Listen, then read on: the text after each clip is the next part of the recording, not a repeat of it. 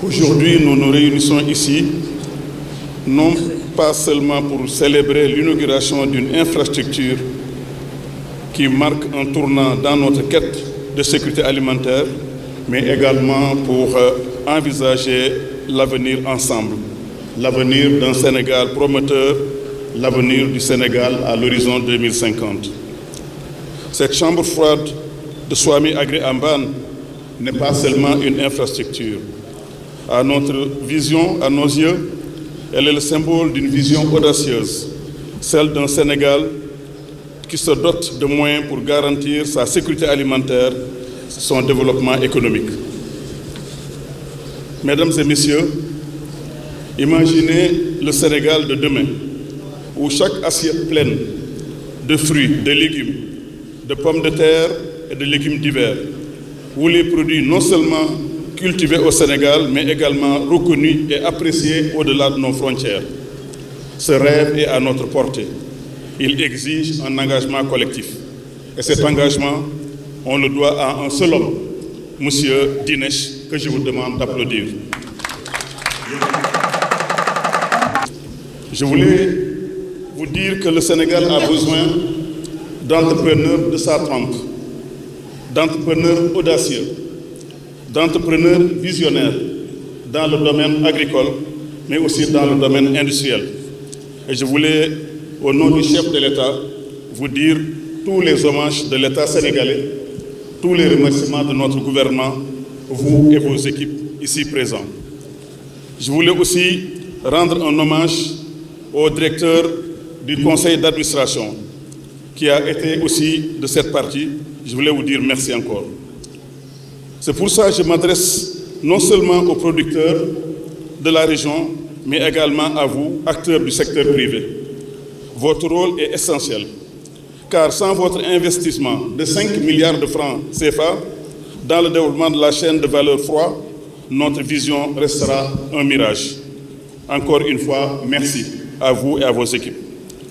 La campagne de commercialisation de la pomme de terre sénégalaise est déjà en cours et nous devons la soutenir avec ferveur.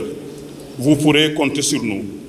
Mais pour que cette campagne soit couronnée de succès, il est impératif que nous développions des infrastructures de stockage et de conservation de produits agricoles.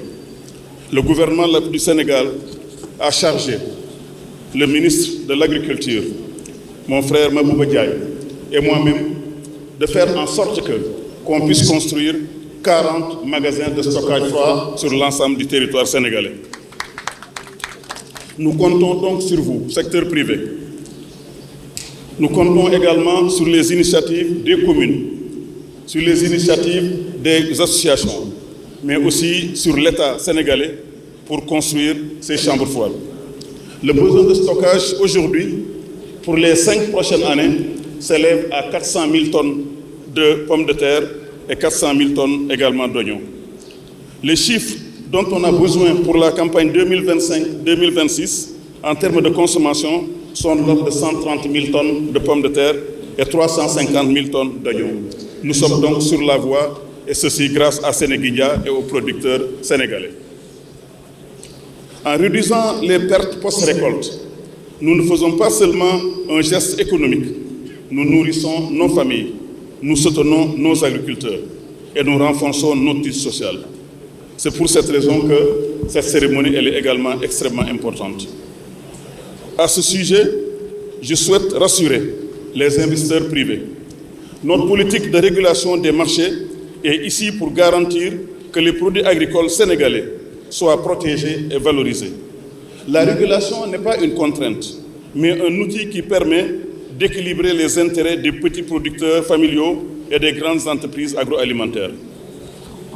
Nous allons donc, dans ces conditions, ne plus avoir à ouvrir les frontières pour 4 mois pour avoir de l'oignon et pour avoir de la pomme de terre.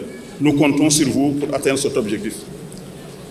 Encore un peu d'effort, le Sénégal ne devrait plus être un pays comme les autres importateurs de pommes de terre, mais un pays exportateur de pommes de terre. Ensemble, nous devons bâtir un écosystème où chaque producteur, qu'il soit petit ou grand, puisse trouver sa place. Que les petits agriculteurs ne se sentent pas menacés par les grandes enseignes, parce que nous sommes là pour les protéger. mais également de donner sa place évidente à l'agro-industrie pour une production de qualité, une production de masse pour baisser les coûts. Nous devons bâtir à présent une économie plus résiliente, plus juste. En cultivant notre propre nourriture, nous cultivons notre dignité, notre indépendance, notre souveraineté et partant notre fierté nationale. Pour conclure, nous voulons vous faire rêver. Le Sénégal va se développer.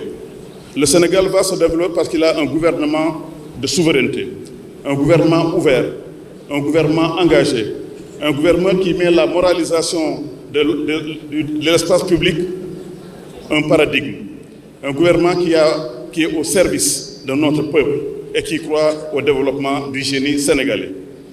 Ensemble, faisons de notre vision Sénégal 2050 une réalité, car le Sénégal mérite d'être un phare d'autosuffisance et de prospérité agricole et industrielle. Je vous remercie de votre aimable attention.